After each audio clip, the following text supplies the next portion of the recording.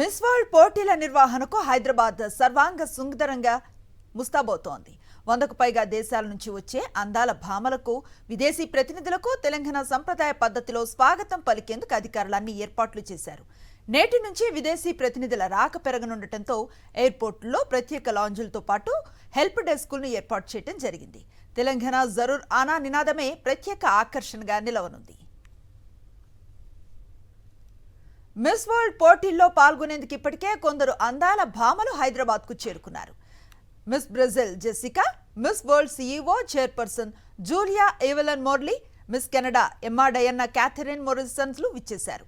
పోటీల్లో పాల్గొనే మిగతా అందగత్తెలంతా ఈ నెల 6, 7, 8 తేదీల్లో భాగ్యనగరానికి చేరుకోనున్నారు. సుమారు 120 దేశాలకు చెందిన అందగత్తెలు ఈ మెగా ఈవెంట్లో సందడి చేయనున్నారు.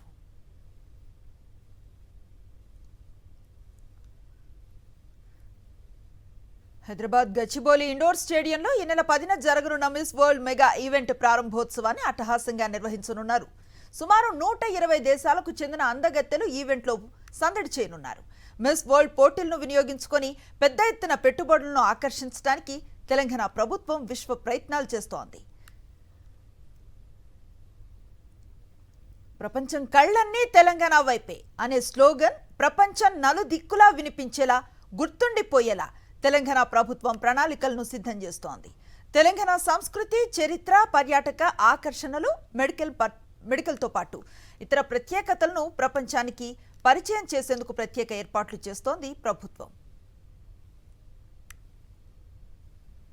మిస్ వరల్డ్ మెగా ఈవెంట్ ప్రారంభోత్సవంలో భాగంగా మొదటి 2 రోజులు తెలంగాణ ఫోక్, గిరిజన సాంప్రదాయ నృత్యాలు, Telangana style theme songs ప్రదర్శించనున్నారు.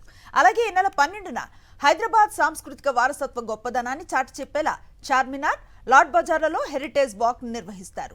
13న Chowmahalla ప్యాలెస్లో, 14న వరంగల్లో ప్రత్యేక కార్యక్రమాలను ఏర్పాటు చేశారు. వరంగల్లో 1000 స్తంభాల గుడి, రామప్ప ఆలయాన్ని మిస్ వరల్డ్ కంటెస్టెంట్లు సందర్శిస్తారు.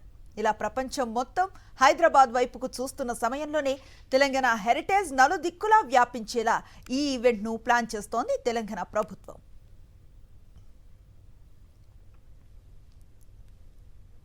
అలాగే 15న ప్రపంచ సుందరీమణులు యాదగిరిగుట్ట ఆలయాన్ని సందర్శించేలా ఏర్పాట్లు చేశారు.